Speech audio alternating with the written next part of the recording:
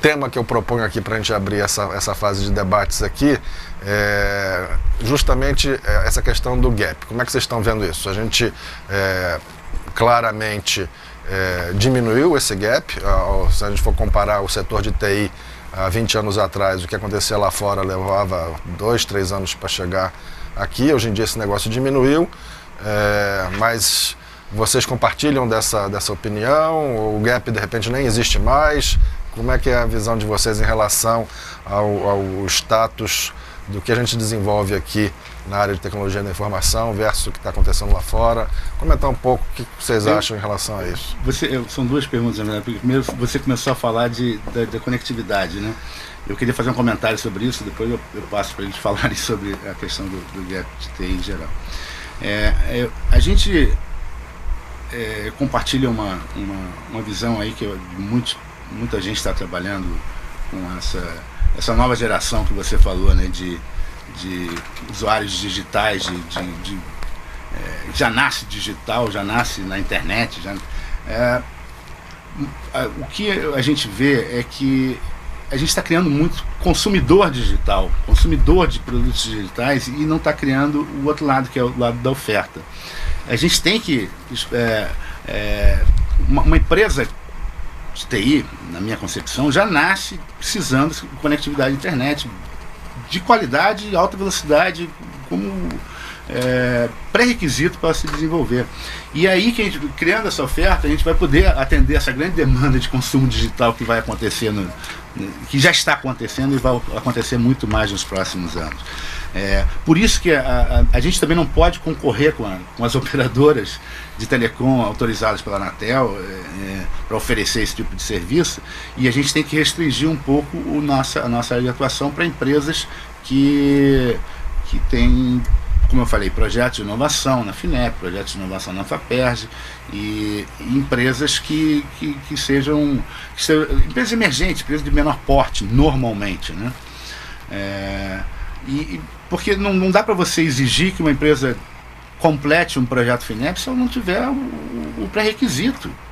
Ela se propõe a fazer um projeto FINEP de inovação e não consegue contratar a banda de qualidade para ter acesso à internet.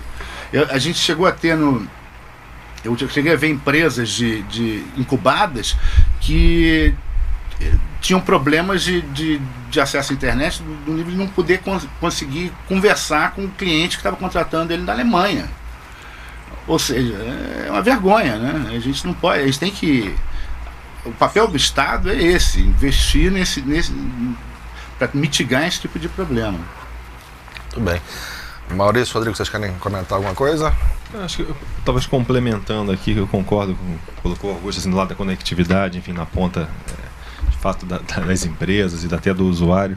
Mas eu acho importante também falar um pouquinho, talvez para complementar, do lado da oferta, né, da oferta tecnológica, porque de fato existe o gap, na minha opinião, né, e a origem desse gap talvez tenha algumas possibilidades para a gente discutir, analisar a origem do gap, mas no lado da oferta tecnológica, né, quando a gente pensa assim, no que de fato está dentro do dispositivo eletrônico, o que está ali embarcado, e aí qual é o coração dessa tecnologia, no fundo tem um lado que é software e tem um lado que é componente microeletrônico semicondutor.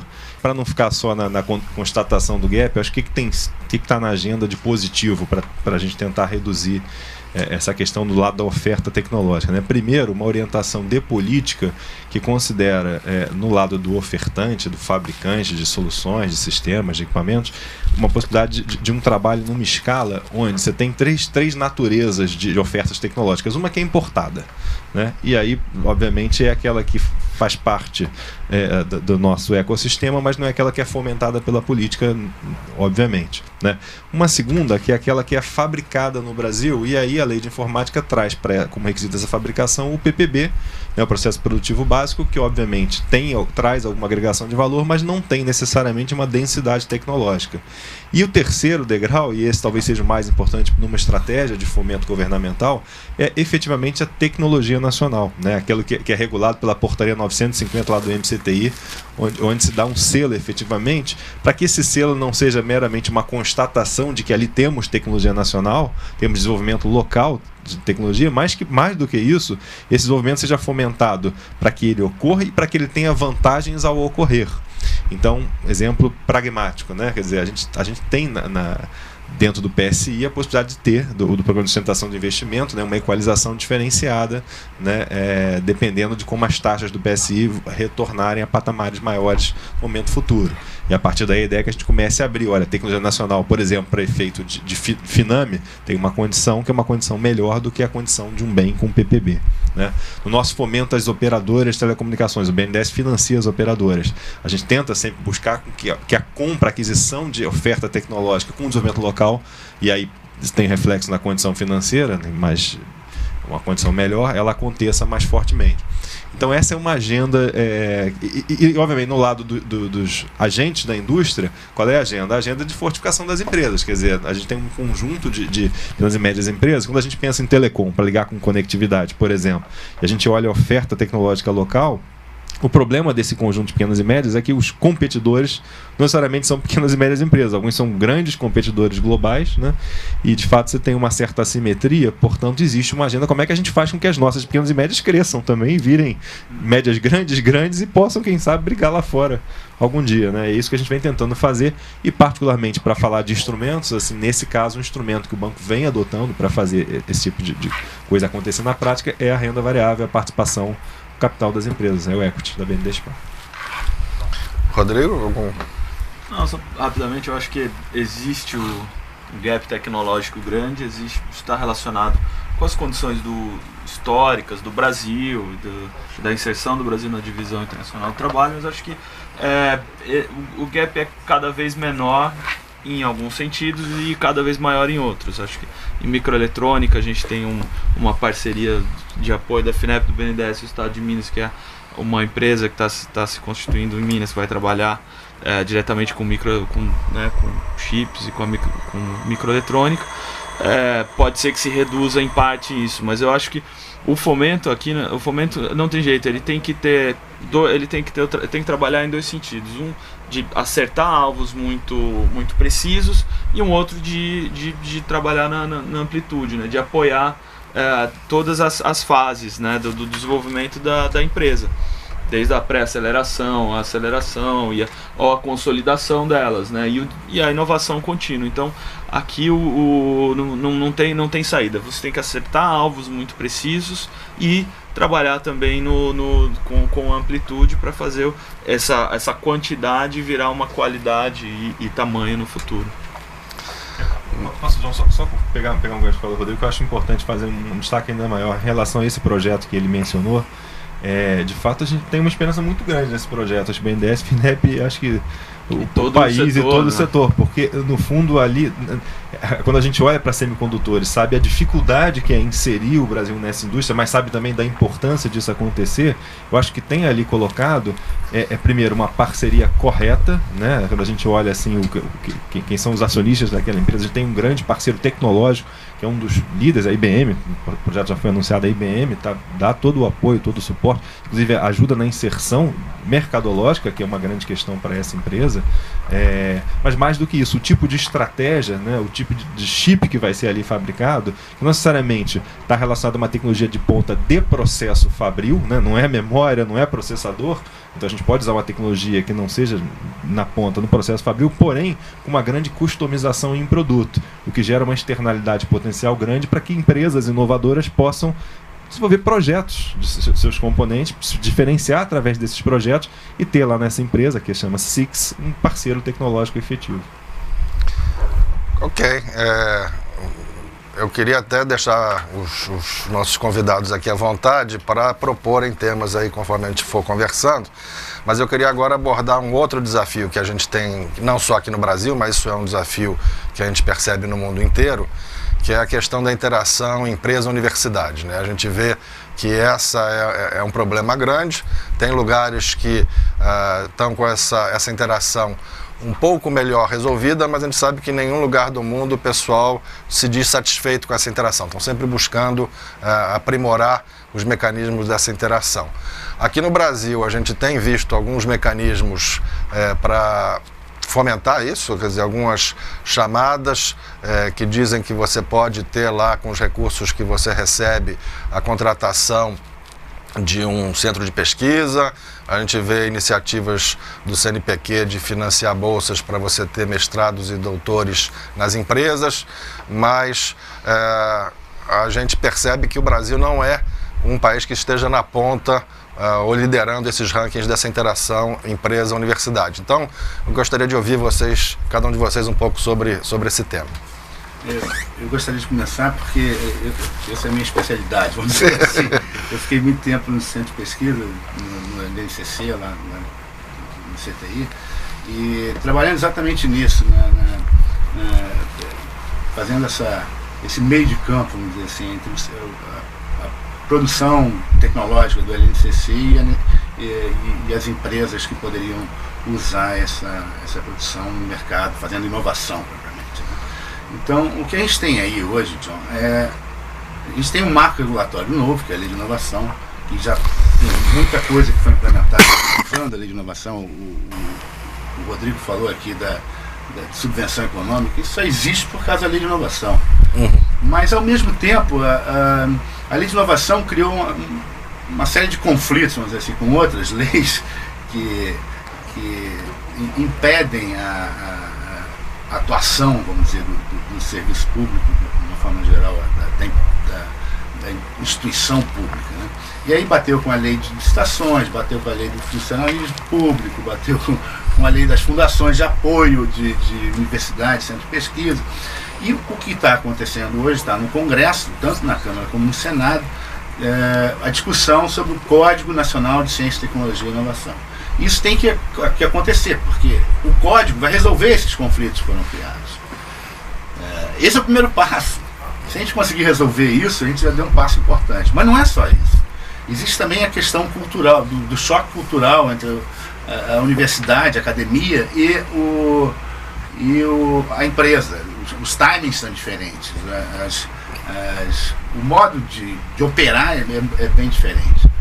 E para isso, a própria Lei de Inovação criou uma instituição chamada NIT, Núcleo de Inovação Tecnológica.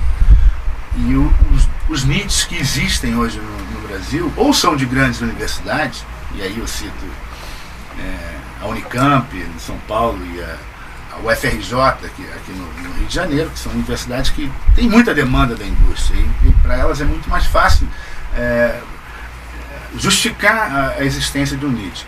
Mas quando você vai na pequena instituição de pesquisa, um órgão de pesquisa da NCTI, ou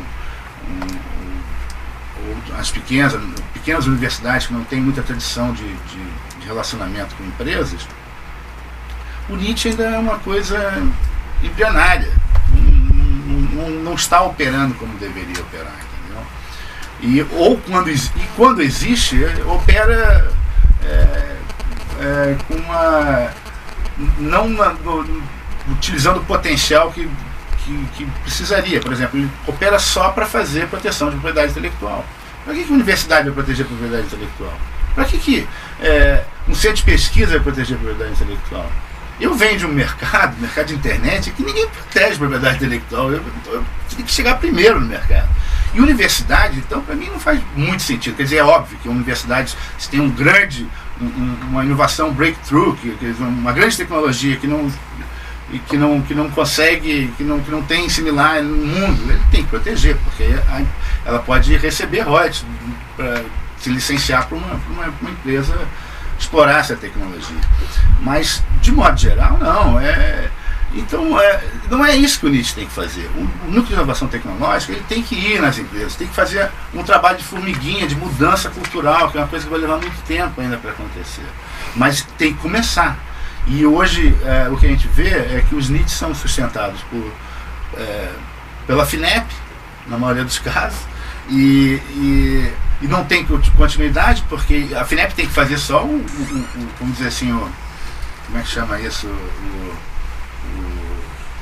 Ignition Grant para dar continuidade disso depois, mas isso tem que entrar no sangue dos centros de pesquisa, das universidades. Isso tem que ser operação normal do centro de pesquisa da universidade. Eu tive visitando, uns 2 anos atrás, a Universidade de Georgetown, onde eles têm um escritório de transferência de tecnologia que opera, não é nem dos maiores, eu não estou falando de Harvard, não estou falando de MIT, eu estou falando de Georgetown, que é uma universidade menor, mas eles, só com licenciamento de fármacos que eles têm, que é grande lá, tem alguma coisa de TI também, mas é principalmente fármacos, eles faturam $9 milhões ano. Isso mantém um núcleo desses funcionando.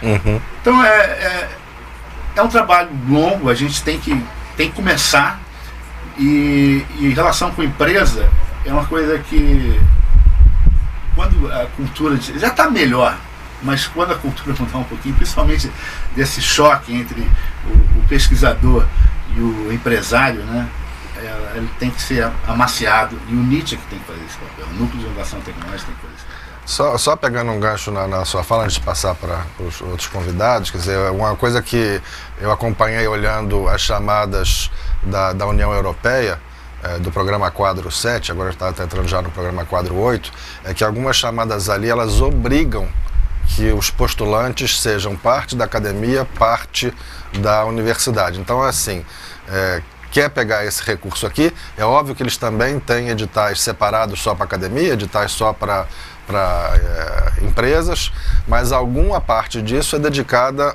digamos assim, a estimular que essa interação comece a acontecer. E a gente não está absolutamente aqui defendendo que tudo tenha que passar a ser obrigatório ter as duas partes, que a gente sabe que isso é complicado, mas que talvez alguns instrumentos nessa linha talvez possam ajudar a criar essa cultura, né? E alguns programas da FINEP e da própria FAPEST também pedem para ter relação com o centro de pesquisa, com a universidade. Eu acho que é importante isso. E eu esqueci de comentar, o Nietzsche não é a única forma de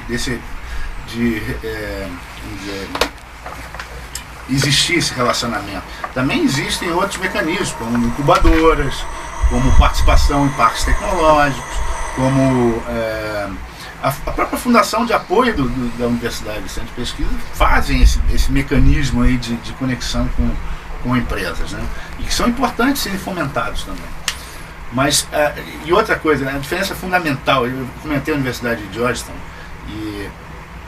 porque a nossa lei de inovação é muito baseada nas leis de inovação existentes, na lei francesa e na lei Bayh-Dole americana.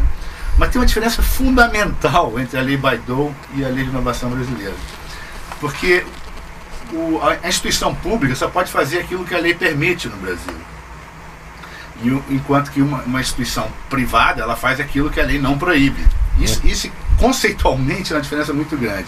Então, quando você olha a Bayh-Dole, o que aconteceu nos Estados Unidos? Já existia uma situação de fato de relacionamento de empresas com universidades, centros de pesquisa, usando tecnologias que foram desenvolvidas com dinheiro do governo americano para ir para o mercado. O objetivo do governo é esse, que aquele dinheiro que foi colocado em pesquisa e desenvolvimento, em novas tecnologias, vá para o mercado, porque é interesse do governo que isso vai gerar desenvolvimento econômico.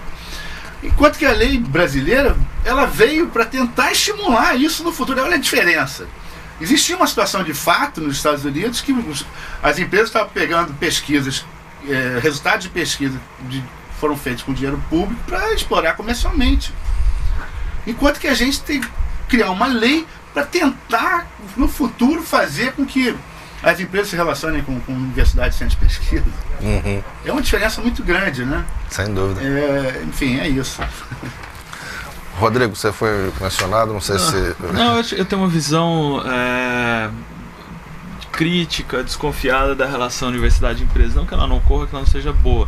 Eu acho que a gente tem que ter uma clareza muito grande. A gente não pode ter expectativa de que a inovação seja empurrada pelo desenvolvimento científico, pela pesquisa na universidade. A inovação, e eu acho que esse foi um engano que a gente teve durante muitos anos no Brasil, tentando emular políticas de outros países. Eu acho que a gente está superando isso.